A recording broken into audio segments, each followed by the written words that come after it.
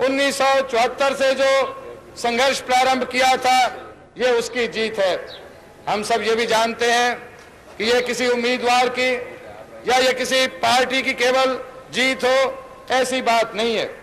ये जीत तो देश के करोड़ों लोगों ने, दिल्ली की लाखों की संख्या में जनता ने, उनके ऊपर जो 20 महीने लगातार एक ऐसा शासन स्थापित हुआ जिसमें इंसान को इंसान नहीं समझा गया, जिसमें पशु के समान, गुलामों के समान व्यक्तियों के साथ व्यवहार किया गया, उस अपने ऊपर थोपे हुए हिटलर और मुसोलिनी के समान जो शासन था, उसको उखाड़ फेंकने का एक महान प्रयत्न जनता ने किया। ये उसकी जीत है। इस जीत से कोई किसी प्रकार की गलतफहमी किन्हीं व्यक्तियों को हो जाए, उसकी कोई आवश्यकता नहीं है। मैं इस समय आपसे ये भी कहना चाहता हूं कि आप लोग दिल्ली के अंदर बहुत से समारोह कर रहे हैं। दिल्ली की जनता पार्टी ने यह भी निश्चय किया है कि अलग अलग समारोहों के स्थान पर कल 25 तारीख को सारे दिल्ली के अंदर एक मुक्ति पर्व मनाया जाए। सारे दिल्ली में कल सभाएं हों, दीपमाला की जाए, सारे दिल्ली के अंदर एक सामूहिक रूप में इस प्रकार का समारोह दिल्ली के अंदर आयोजित किया जाए। परंतु इन समारोहों को मनाते हुए, इस दीपमाला को करते हुए, इस प्रकार के विजय पर्व को मनाते हुए हमें इस बात को ध्यान में रखना बहुत आवश्यक है कि ये सारे कार्यक्रम अत्यंत सादगी से हों, अत्यंत गरिमा से हों, उसके अंदर किसी प्रकार की कटुता, उसके अंदर किसी प्रकार का वैर का भाव, उसके अंदर किसी प्रकार का ऐसा द्वेष का भाव हमारे मन में ना आने पाए। मैं ये भी आपसे अनुरोध करना चाहता हूं कि इस समय हमें बहुत आवश्यक है कि हम उन लोगों की याद करें जिनके कारण जो जेलों के अंदर इसी तानाशाही का संघर्ष करते हुए शहीद हो गए, जेलों के अंदर जिनको पूर्ण रूपेण से चिकित्सा न मिल सकी और उसके कारण उनकी शहादत हुई। हम उन लोगों को भी याद करें जिन्होंने 19-20 महीने के जेल के जीवन के अंदर महान कष्ट सहे, जिनको कोठरियों में बंद किया गया, जिनको वहां पर अलग अलग सेलों में रखा गया, जिनके ऊपर भीषण अत्याचार हुए, उनका स्मरण करना भी आज के दिन हमारा कर्तव्य बनता है। आप ये भी जानते हैं सैकड़ों लोगों को नौकरियों से निकाला गया, सैकड़ों के परिवार उजड़ गए, और इसलिए वो लोग जो इस नींव का पत्थर बने, जिसके ऊपर ये इस आजादी का एक बहुत बड़ा विशाल महल खड़ा है, जिसके ऊपर कलश बने, उस नींव के पत्थरों को याद करना हमारे लिए बड़ा आवश्यक भी है, स्वाभाविक भी है। इसलिए दिल्ली की जनता पार्टी ने एक ऐसे कोष की स्थापना की है जिस कोष में से जो इमरजेंसी के दौरान पीड़ित लोग हैं, जो शहीद हुए हैं, जिनके परिवारों की स्थिति बहुत खराब है, दयनीय है, उनकी सहायता करना, उनको फिर से अपने पांव पर खड़ा करना, यह भी हमारा फर्ज बनता है। इसलिए हमने आप सबसे अनुरोध किया है कि आप जो इस समय तक सैकड़ों मार्केटों से, सैकड़ों रेजिडेंट एसोसिएशनों से, उनसे हमें निमंत्रण प्राप्त हुए हैं और उसमें समारोहों के लिए निमंत्रण दिए गए, परंतु हम आपसे अनुरोध कर रहे हैं कि ऐसे समारोहों के अंदर किसी प्रकार का अधिक धन का व्यय न किया जाए, अधिक खर्चा उसमें न किया जाए। उसके अंदर खाने पीने और रोशनी पर ज्यादा खर्च करने की बजाय वो जितना रुपया आप इकट्ठा करें, वो सारा का सारा ऐसे उस कोष के अंदर आप दें। ऐसा जो कोष है, उस कोष के अंदर दिया हुआ धन ये सारा उसमें आए और उससे हम सहायता कर सकें, ये उसके लिए हमने आपके सामने योजना रखी है। इसके साथ ही मैं आपसे इस बात का भी अनुरोध करना चाहता हूं कि आप में से हजारों लोग हैं जिनके ऊपर कोई ना कोई ज्यादती हुई है, जिनके ऊपर किसी ना किसी प्रकार का कष्ट आया है, जो इस इमरजेंसी के दौरान किसी ना किसी रूप में पीड़ित रहे, और उसके लिए स्वाभाविक है कि हमारे मन में कटुता होगी, हमारे मन में आग होगी, हम उसका बदला लेने की बात भी सोचते होंगे।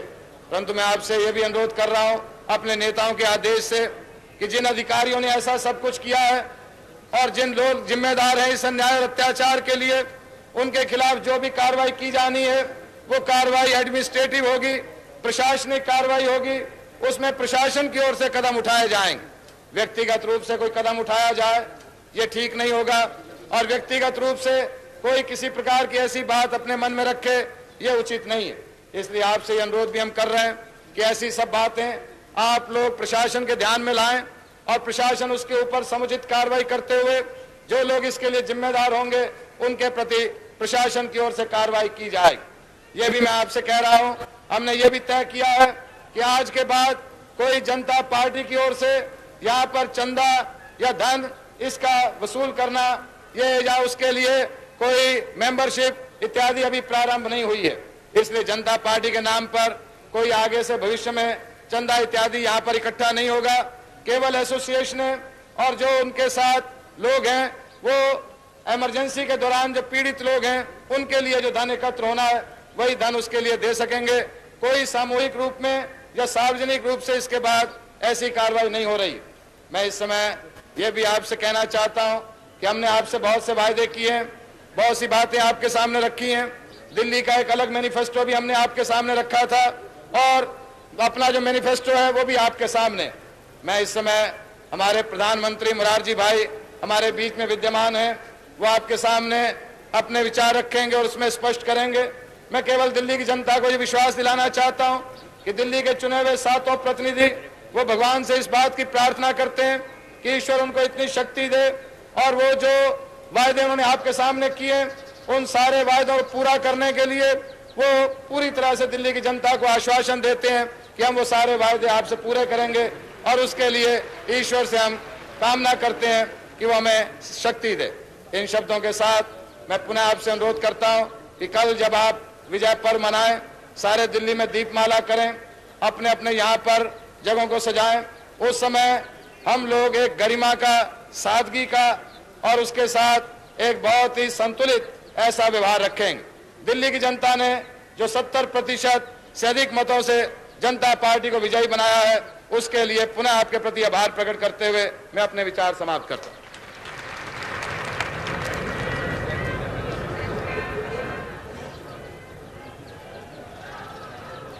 अब आपके सामने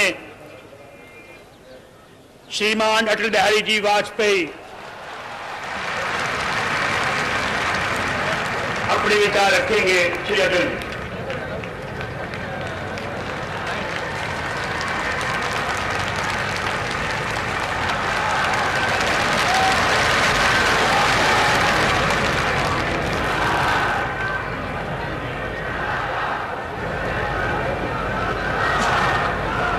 मोरारजी भाई, मान्यवर जगजीवन राम जी, बहनों और भाइयों,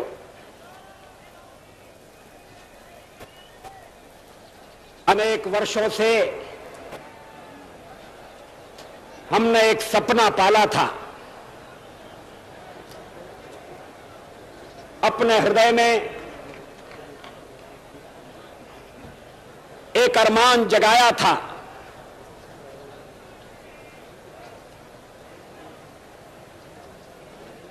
लगातार उस सपने को सत्य सृष्टि में परिणत करने के लिए हम जूझते रहे, संघर्ष करते रहे। आज वो सपना साकार होता हुआ सा दिखाई देता है।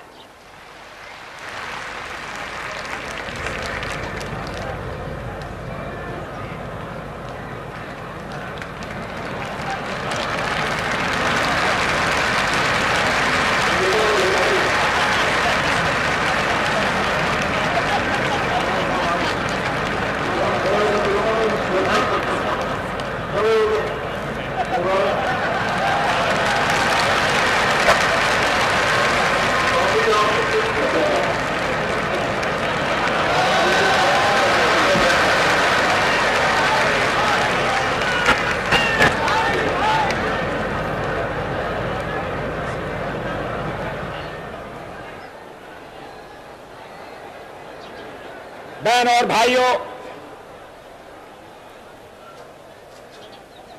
देश में जो कुछ हुआ उसे केवल चुनाव नहीं कह सकते।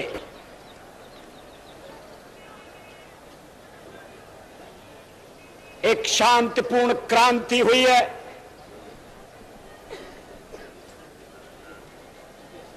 लोक शक्ति की लहर ने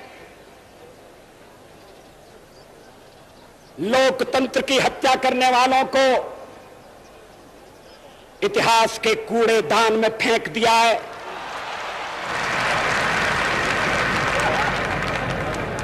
और जिनके हृदय में लोकतंत्र के लिए अटूट निष्ठा है और जो सामाजिक समता और आर्थिक बराबरी में विश्वास करते हैं, उन्हें सेवा करने का मौका दिया है।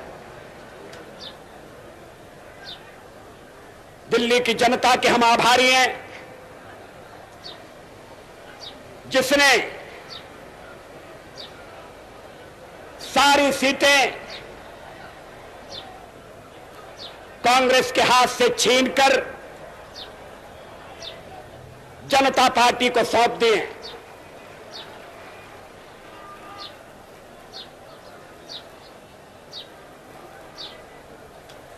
देश के और भागों में भी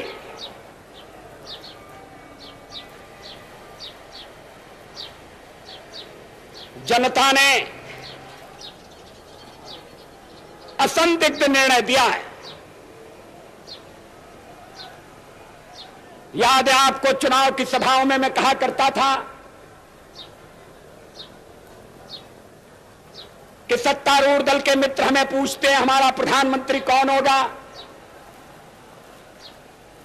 और कहते हैं कि उन्होंने खुद का प्रधानमंत्री तय कर लिया है और वो श्रीमती इंदिरा गांधी होंगी। मैं पूछा करता था, अगर रायबरेली से श्रीमती इंदिरा गांधी हार गई तो क्या होगा?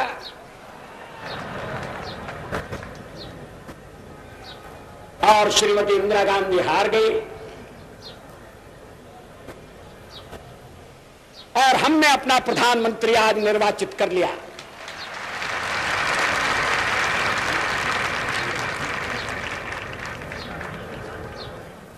लेकिन जैसा हमने स्पष्ट किया था कि हमारी लड़ाई कुर्सी की लड़ाई नहीं है। लोकनायक जयप्रकाश नारायण कुर्सी के लिए जीवन की अंतिम घड़ियों में देश की परिक्रमा करते हुए नहीं घूमे। श्रीमती विजयलक्ष्मी पंडित को भी कुर्सी नहीं चाहिए थी।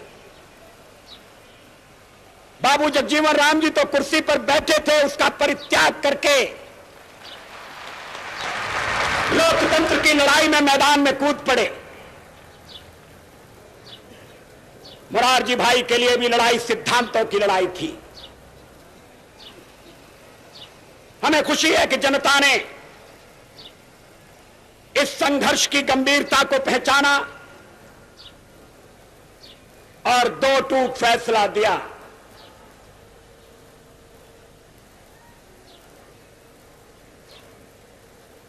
जनता ने, आपने हमारे ऊपर बड़ी जिम्मेदारी डाली है।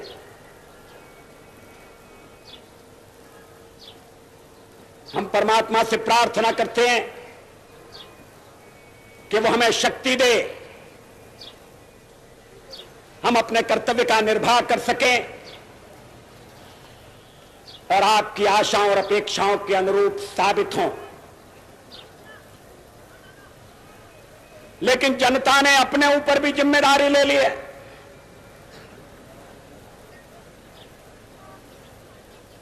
वोट देकर काम खत्म नहीं होता, एक बड़ा काम शुरू होता है। अनुशासन के नाम पर जिन्होंने जातियां की थी, उनका तो सफाया हो गया,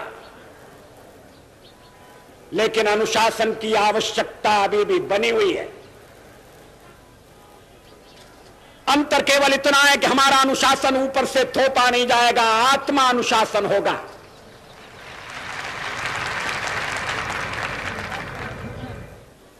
जनता ने जो जागरूकता चुनाव में प्रकट की है, वही दिन प्रतिदिन के जीवन में उसे दिखानी होगी। समाज का कोई वर्ग इस आंधी से अछूता नहीं रहा है। चाहे बुद्धिजीवी हो, चाहे मजूर,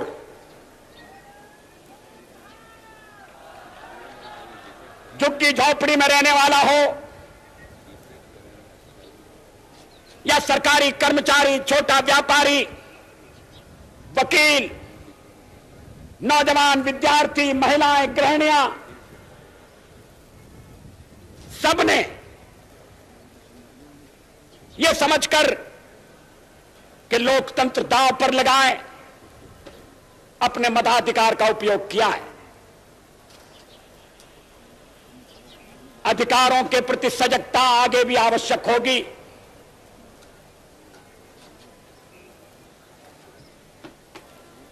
चुने हुए प्रतिनिधि गलत रास्ते पर न भटक जाएं, इसलिए आपको जागते रहना होगा।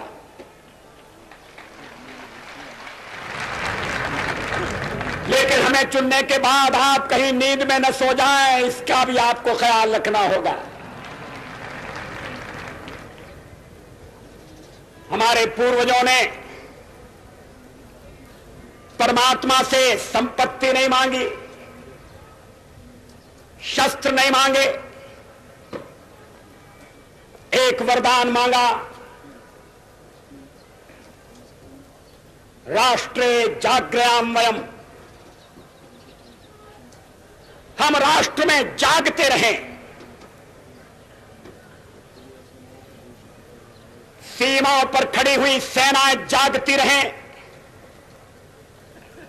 जिससे कोई सीमाओं का अतिक्रमण न करने पाए। हम किसी को बुरी नजर से नहीं देखेंगे, मगर हम कमजोर भी नहीं होंगे कि किसी को हमें बुरी नजर से देखने का लालच पैदा हो जाए। और इसलिए सीमा पर खड़ी हुई सेना जागे, सेना का संचालन करने वाले सेनापति जागें, सेनापतियों को नियुक्त करने वाले राजनीतिक नेता जागें, और राजनेताओं को बनाने और बिगाड़ने वाली भारत की 62 करोड़ जनता जागे।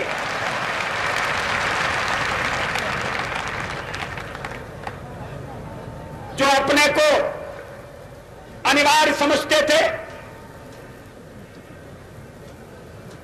जो समझते थे कि उनके बिना भारत चल नहीं सकता, जो अपने को और भारत को पर्यायवाची समझते थे,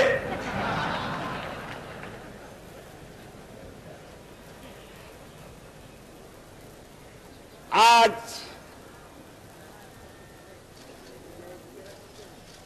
उनकी याद करके बड़ी दया आती है।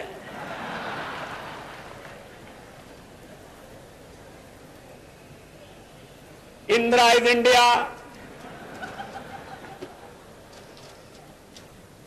India is Indira. अब शायद उन्हें अनुभव हो रहा होगा कि उन्हें ऐसी बात नहीं कहनी चाहिए थी। जनता पार्टी में, जनता पार्टी के समर्थकों में ऐसा अहंकार कभी पैदा नहीं होने दिया जाएगा, इसका हम आपको विश्वास दिलाते हैं। कोई व्यक्ति कितना भी बड़ा हो मगर देश से बड़ा नहीं हो सकता। कोई दल कितना भी शक्तिशाली हो मगर 62 करोड़ जनता से अधिक शक्ति नहीं रख सकता। व्यक्ति आएंगे, चले जाएंगे, पार्टियां बनेंगी, बिगड़ेंगी, नई पार्टियां जन्मेंगी, सरकारें कायम होंगी, बदलेंगी, मगर कश्मीर से लेकर कन्याकुमारी तक फैला हुआ भारत अपनी सनातन संस्कृति के साथ आधुनिकता का वर्ण करने के लिए अमर काल तक इस तीर्थ यात्रा में चलता रहेगा। हम उस महान भारत की संतति हैं। आज सवेरे बापू की समाधि पर हमने उन आदर्शों के लिए अपने को समर्पित किया जिनके लिए बापू जन्मे, जिए और अंत में शहादत को प्राप्त हुए। हम आश्वासन दिलाना चाहते हैं कि देश में भाईचारे की जो नई राजनीति शुरू हुई है उसमें किसी तरह का खलल नहीं डालने दिया जाएगा। भाई को भाई से बांटने की किसी भी चाल को सफल नहीं होने दिया जाएगा।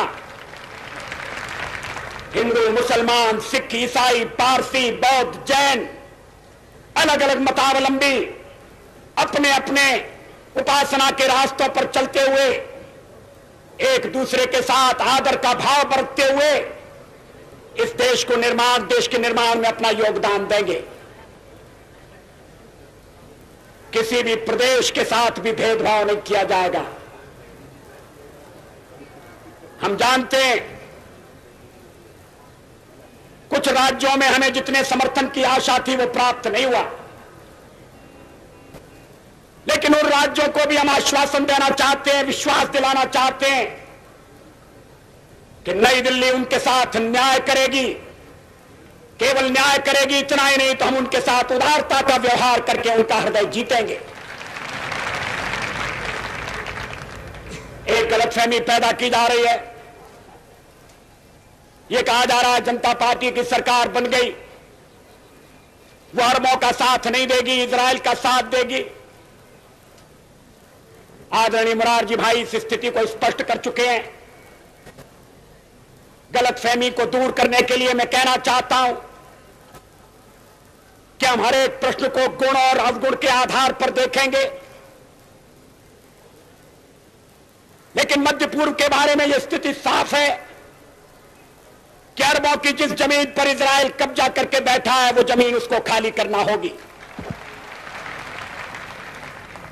आक्रमणकारी आक्रमण के फलों का उपभोग करे, यह हमें अपने संबंध में स्वीकार नहीं है। तो जो नियम हम पर लागू है वो औरों पर भी लागू होगा। अरबों की जमीन खाली होना चाहिए। जो फिलिस्तीन है, उनके जो फिलिस्तीनी हैं, उनके उचित अधिकारों की प्रस्थापना होना चाहिए। इजराइल के अस्तित्व को तो सोवियत रूस ने, अमेरिका ने भी स्वीकार किया है, हम भी स्वीकार कर चुके हैं। मध्य पूर्व का एक ऐसा हल निकालना पड़ेगा इसमें आक्रमण का परिमार्जन हो और स्थायी शांति का आधार बने। गलतफहमी की गुंजाइश कहां है, लेकिन शायद वक्ता के नाते मैं अपने अधिकार का अतिक्रमण कर रहा हूं। ये तो नए विदेश मंत्री होंगे जो हमारी विदेश नीति पर प्रकाश डालेंगे। कुछ कहना होगा तो आदरणीय मोरारजी भाई कहेंगे, लेकिन मेरा संबंध एक ऐसी पार्टी से रहा है कि जिसका हवा खड़ा करके चुनाव में ये कहा जाता था कि जनता पार्टी पर जनसंघ हावी है और जनसंघ मुसलमानों का दुश्मन है। कोई इस झूठे प्रचार में नहीं आया, ये बड़ी खुशी की बात है।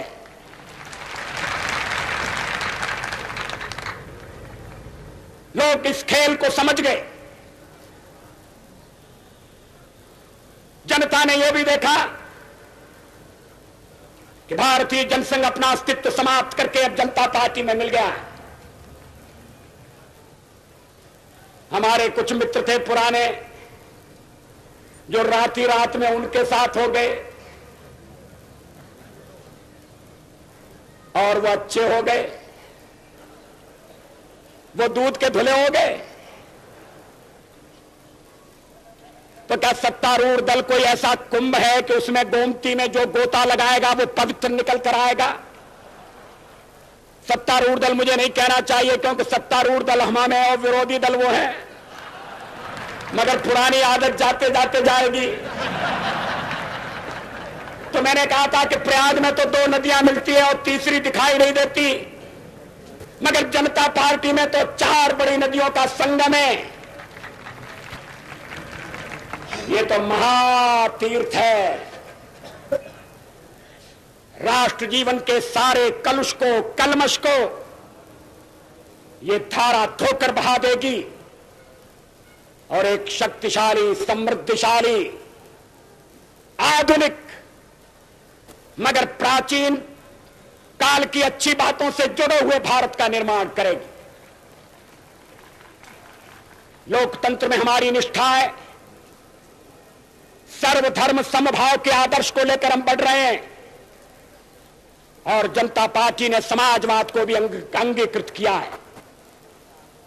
ये ठीक है, हमारे समाजवाद में शक्ति का केंद्रीकरण नहीं होगा, विकेंद्रीकरण होगा। सत्ता जनता के हाथों में बटेगी। राज्य को एक दैत्य का रूप नहीं लेने दिया जाएगा। व्यक्ति की स्वाधीनता रहेगी, मगर हम समाजवाद के आदर्श से बंधे हुए हैं, उसको स्वीकार कर चुके हैं और इनकी पूर्ति के लिए हमें आपका भविष्य में सहयोग चाहिए। फिर मैं दोहराता हूं, जागते रहिए। जागरण जीवन का मंत्र है। जागरण लोकतंत्र की सफलता की गारंटी है।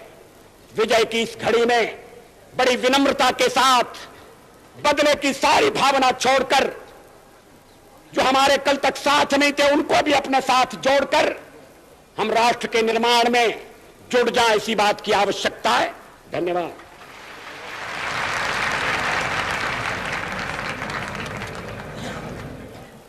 जिन्होंने सारे देश के अंदर राष्ट्रीय एकता बनाए रखने के लिए बहुत योगदान दिया है, शाही इमाम सैयद अब्दुल्ला बुखारी जी आपके सामने विचार रखेंगे। शाही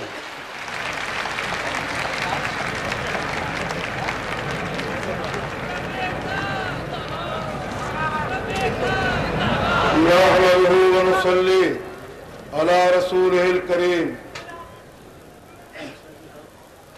मेरे बुजुर्गों, भाइयों और बहनों, मैं इस वक्त आपके सामने, जहां मैं हिंदुस्तान की एक अजीम कम्युनिटी, एक अजीम मिल्लत मुसलमानों का इमाम की हैसियत में आया हूं, बोल रहा हूं, वहां मैं यकीन दिलाता हूं, मैं न सिर्फ अपने मादर वतन के हिंदुस्तान का इमाम हूं, बल्कि हिंदुस्तान वतन अजीज के 60 करोड़ भाइयों और बहनों के गुलिस्ता और बाग का एक माली और एक बागबान हूं।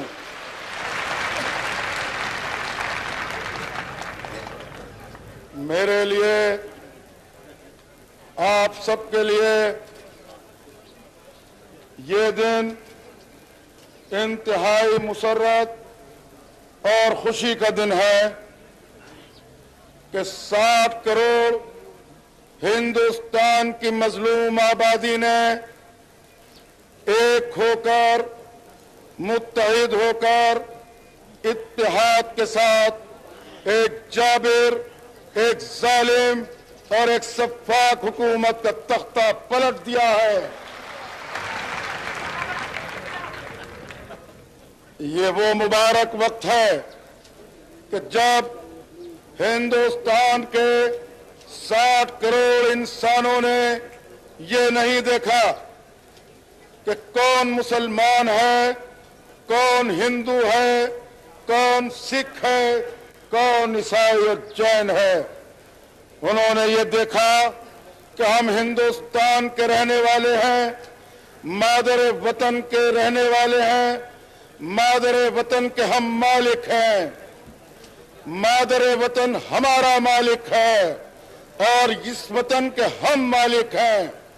और जो भी जालिम हुकूमत हमारे वतन अजीज पर काबिज होगी, एक बनकर डिक्टेटरशिप के अंदाज में हम उस हुकूमत का तख्ता उलट के रख देंगे। आज हिंदू ने ये नहीं देखा कौन कैंडिडेट मुसलमान था। जितने वर्कर्स थे, हमने देखा हर वर्कर जो मुसलमान था उसने अपने हिंदू कैंडिडेट के लिए, सिख और ईसाई कैंडिडेट के लिए इस तरह काम किया उस मुसलमान ने जिस तरह वो खुद कैंडिडेट हो। और इसी तरह न हिंदू ने, न सिख ने और ईसाई ने इसका इम्तियाज किया और मुसलमान कैंडिडेट्स की उसी तरह मदद की जैसे वो हिंदू और सिख मुसलमान खुद कैंडिडेट हों। ये है हमारे उस गुलशन की बहार, ये है हमारे गुलिस्तां की बहार जिसका मैं बागबान और माली हूं। और हिंदू मुस्लिम इत्तेहाद के लिए जिस जालिम हुकूमत का तख्ता हमने पलटा, हम पलटने वाले हैं। हिंदुस्तान के 60 करोड़ आवाम, एक औरत और एक उसका लड़का, 1.5 शख्सियतें हिंदुस्तान की मालिक नहीं थी और न बन सकता है आइंदा कोई डिक्टेटर इस मुल्क के अंदर। इसका असली मालिक 60 करोड़ इंसान है जो अपने इक़्तिदार आला का मालिक है। और जो हमारी कैंडिडेट्स मुंतखब होकर आए हैं हिंदुस्तान की पार्लियामेंट के अंदर, खा वो इस वक्त प्राइम मिनिस्टर हो या मिनिस्टर्स हो या वज़रा हो या वजीर हो, इक़्तिदार आला उनके हाथ में नहीं, इक़्तिदार आला तुम्हारे हाथों में है।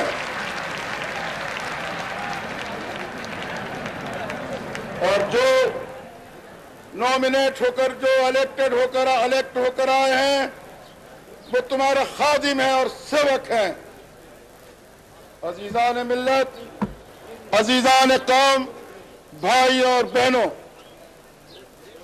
मैंने एक आवाज बुलंद की 25 फरवरी सन 77 को।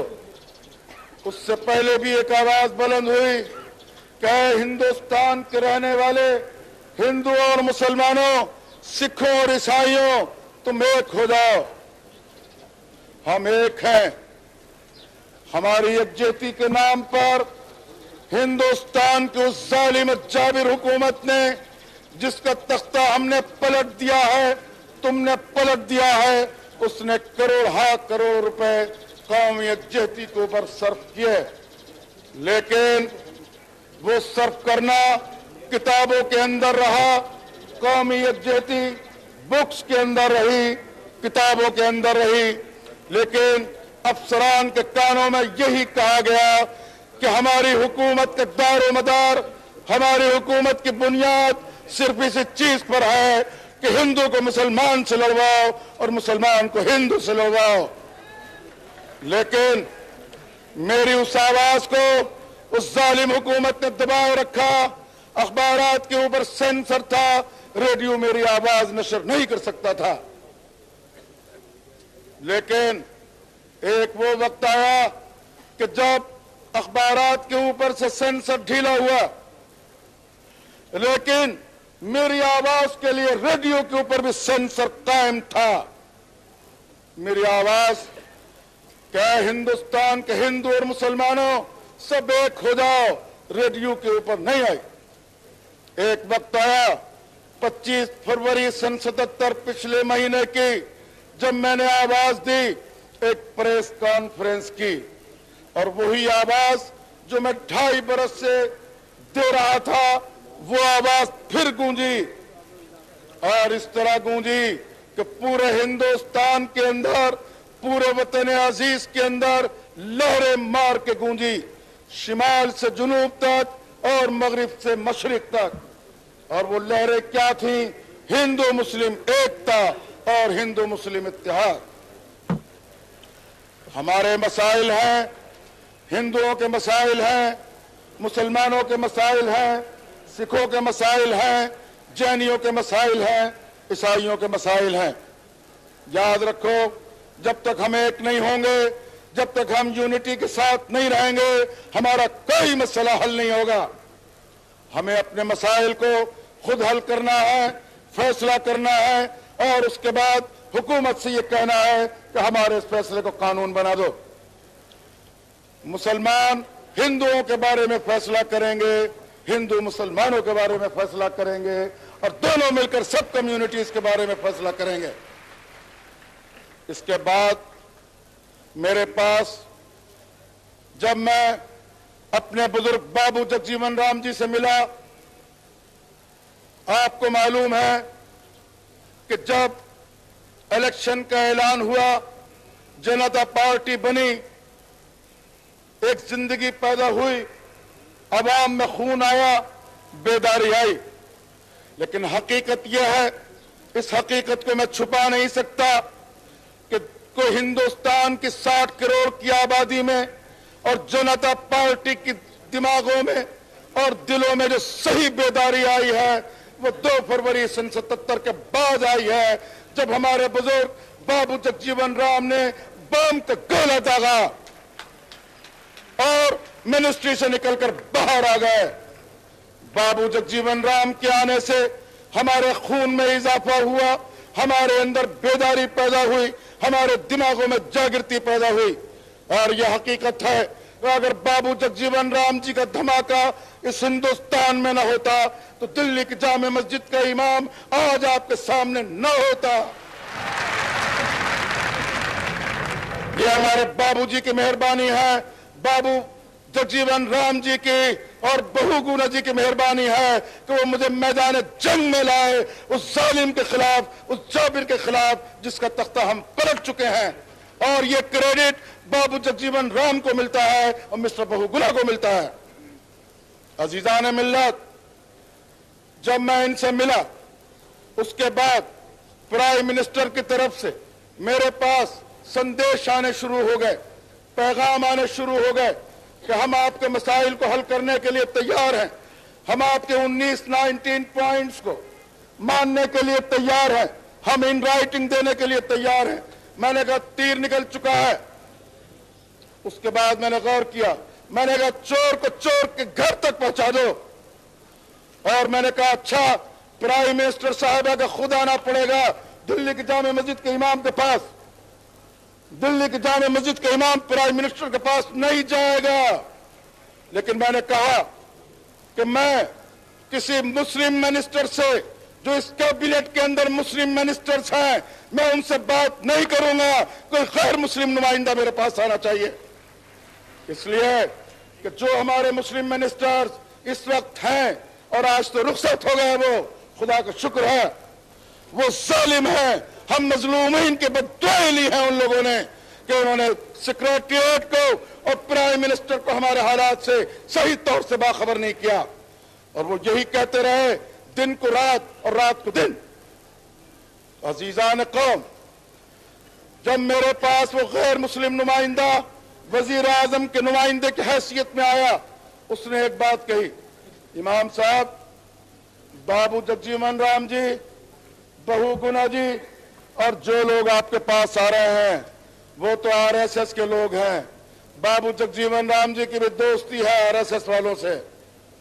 क्या आप बहैसियत इमाम के इसको पसंद करेंगे कि मुसलमानों के कातिल से आप गुफ्तगू करें, मुसलमानों के कत्ल करने वालों से, जनसंघियों से?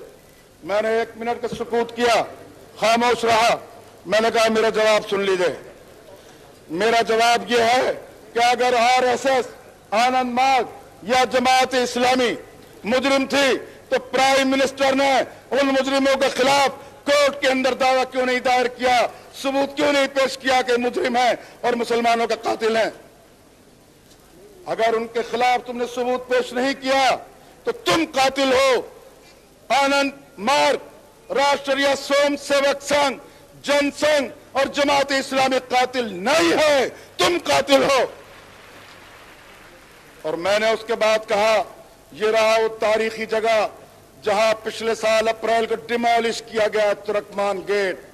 मैंने उनसे कहा, ये बताओ कि अजमल खां रोड पर किसने डिमोलिश की हिंदू की आबादी को? क्या वहां जमात इस्लामी आ गया था इमरजेंसी के बाद? उसके बाद या अप्रैल में तुर्कमान गेट का सफाया किसने किया? वहां की आबादी को सांप और बिच्छुओं के हवाले किसने किया? आरएसएस ने किया या इस आरएसएस ने किया जो जालिम गवर्नमेंट हमारे सर के ऊपर बैठी हुई है? गली खाना को किसने खाली कराया? खलील सराय को किसने खाली कराया? हमें उस आरएसएस को खत्म करना है जो इस वक्त है। जो आरएसएस बंद है वो आरएसएस मुसलमानों के कातिल नहीं है। मैंने साफ कहा, हम हिंदू, सिख और ईसाई एक हो चुके हैं। अब तुम हमें आरएसएस जनसंघ के नाम के ऊपर नहीं लड़वा सकते हो। और मैं यकीन के साथ कह सकता हूं कि जितने भी फसादात हुए हैं, मुस्लिम कुछ, हिंदू कुछ फसादात हुए हैं हजारों, इसके तह में यही जालिम गवर्नमेंट थी, आरएसएस और जनसंघ नहीं थी। उसके बाद एक बात कहनी है, जब इलेक्शन में कुछ दिन बाकी थे, मेरे खिलाफ रेडियो के ऊपर मुख्तलिफ तरीकों से प्रचार किए गए ताकि हिंदू और मुसलमान मुझसे बदजन हो जाए। मैंने उसको बर्दाश्त किया। हर काम करने वाला उसको बर्दाश्त करता है, मुखालिफत तो होती है, लेकिन एक चीज कैसी उड़ाई, जैसे मेरे अजीज भाई वाजपेयी जी ने कहा कि उड़ाया ये जा रहा है कि जनता पार्टी की जो हुकूमत होगी वो अरबों और अफ्रीकनों के साथ ताल्लुकात को खूबसूरती के साथ निभाएगी, नहीं रखेगी। अब मैं आपको बताता हूं कि मैं हैदराबाद में था। हैदराबाद से एक खबर लिखवाई गई कि इमाम जामे मस्जिद दिल्ली ने यह कहा है कि मैंने आरएसएस को माफ कर दिया है। जब आरएसएस को माफ कर दिया है तो मैं माफ कर दूंगा इस्राइल को भी। और जनता पार्टी जब बरसरे इक़्तिदार आएगी तो मैं उनसे ये बात कहूंगा कि तुम सिफारती ताल्लुकात अरब हुकूमतों से तोड़ लो, ताल्लुकात कायम न रखो। अच्छा, ये अखबारात में आया। जब इलेक्शन में एक दिन रह गया दिल्ली के, तो रेडियो टेलीविजन के ऊपर आया ताकि मुसलमान जब ये सुने कि हिंदुस्तान का इमाम इस्राइल का हामी हो गया है और दूसरे करोड़ों लोग तो वोट वो जनता पार्टी को न दे बल्कि उन जालिमों को दे जो हमारे ऊपर मुसल्लत है, कांग्रेस वाले। तो मैं आपको बताऊं कितना गलीज प्रोपेगेंडा, जिसकी आज मैंने प्रेस कॉन्फ्रेंस बुलाकर तरदीद की। आज दोपहर को प्रेस कॉन्फ्रेंस थी।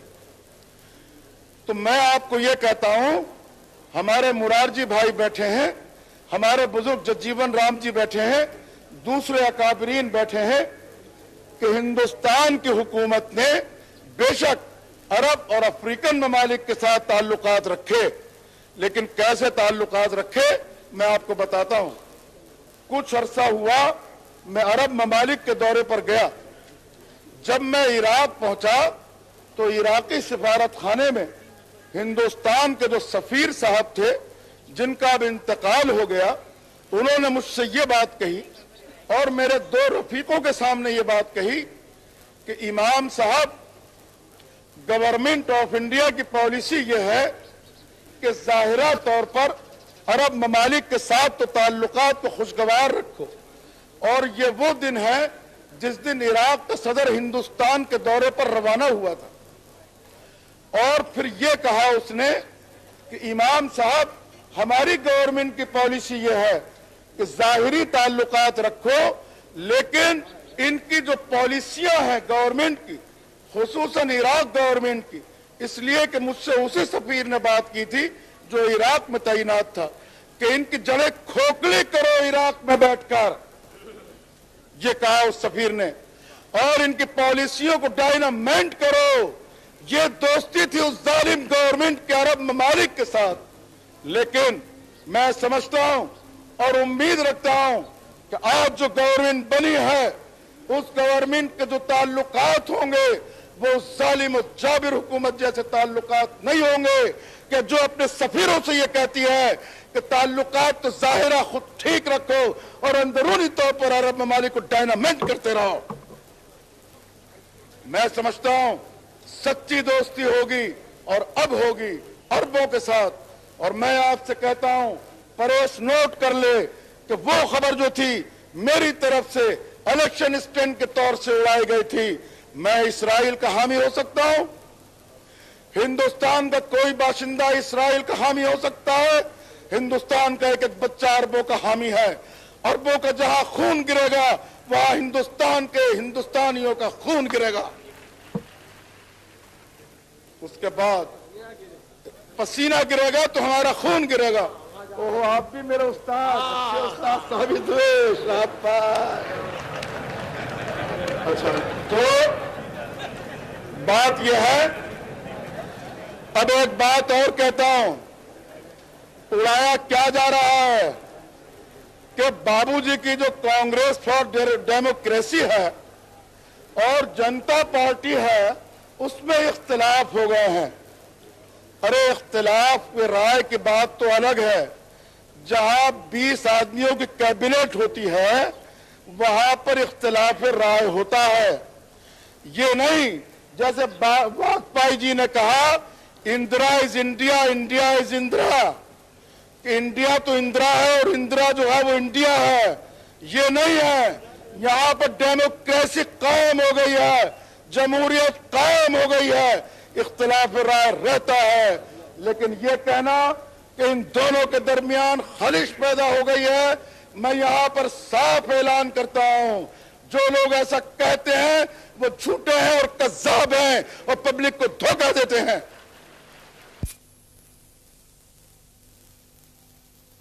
बाबू जगजीवन राम जी की कोठी पर गया और वहां जाने के बाद मैंने देखा कि कांग्रेस के वर्कर वहां मौजूद थे और वो वर्कर मौजूद थे जो जाने पहचाने थे। उन्होंने मेरी शक्ल देखकर जनता पार्टी मुर्दाबाद के नारे लगाने शुरू कर दिए।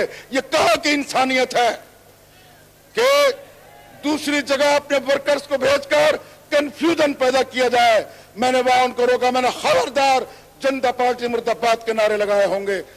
जनता पार्टी और बाबू जगजीवन राम के दरमियान कोई इख्तिलाफ है, न हो सकता है। बाबू जगजीवन राम किसी कुर्सी के लिए नहीं आए, हमारे मुरारजी भाई किसी कुर्सी के लिए नहीं आए थे, इनको कुर्सी दी गई है। बाबू जगजीवन राम भी इस मकसद के लिए नहीं आए, वो खिदमत करेंगे। अगर कुर्सी नहीं मिलती है, उनको जरूरत नहीं है, वो वोट देंगे, सहयोग देंगे, इमदाद देंगे जनता पार्टी के साथ। वो इनके ख्वाहिशमंद नहीं है। मैं भी, मेरे लिए क्या कुछ नहीं हो सकता था पहले, क्या कुछ नहीं हो सकता आज, लेकिन मैंने ऐलान कर दिया मैं राजनीति के अंदर न हूं, न मैं वजीर बनूंगा, न मैं कोई ओहदा कबूल करूंगा। ये है असल खिदमत। तो जो लोग ये उड़ाने वाले हैं और जो लोग जनता पार्टी के वर्करों की बिल्ला लगाकर नारे लगाते हैं जनता पार्टी मुर्दाबाद के, अवाम को उनसे होशियार रहने की जरूरत है। इसलिए आज हमें एकता और इत्तेहाद की जरूरत है और ये लोग हमारे इत्तेहाद और एकता को बर्बाद करने पर तुले हुए हैं। तो इन अल्फाज के साथ मैं आपको मुबारकबाद देता हूं कि आपने एक जालिम और जाबिर हुकूमत का तख्ता पलट दिया, मुबारकबाद हो। उसके बाद मैं दुआ करता हूं कि जो हुकूमत नई बनी है वो हुकूमत वो काम करे कि जिससे हमारे 60 करोड़ इंसानों के सरों के ऊपर इज्जत का ताज हो। इस वक्त मैं समझता हूं कि जनता पार्टी ने हुकूमत की जो जिम्मेदारी कबूल की है वो फूलों का ताज नहीं, वो कांटों का ताज है। और मैं दुआ करता हूं ये कांटों का ताज तुम्हारे लिए फूलों का ताज बन जाए। और उसके बाद मुरारजी भाई बैठे हैं, जगजीवन राम जी बैठे हैं। मालूम है मैं मुसलमानों का भी इमाम हूं और तुम्हारे गुलिस्तान का माली और बागबान हूं, जैसा मैं कह चुका हूं। लेकिन जो पसमानदा तबके हैं, मुसलमान हैं, हरिजन हैं, दूसरे हैं, हमें उनको देखना होगा। और पहली फुर्सत में हमारे मसाइल को हल करने के लिए बाबू जगजीवन राम, हमारे मुरारजी देसाई और कैबिनेट के दूसरे मिनिस्टर्स को उसका ख्याल रखना होगा। वरना याद रखा जाए कि हम जुल्म के खिलाफ हैं। हमने एक जालिम हुकूमत का तख्ता पलट दिया है। हम इमरजेंसी में भी किसी जालिम हुकूमत से नहीं दबे, लेकिन अगर कल खुदा न खास्ता हमारी यह हुकूमत भी हमारे 60 करोड़ भाइयों के साथ इंसाफ नहीं करती तो हम फिर जुल्म के खिलाफ आवाज बुलंद करेंगे।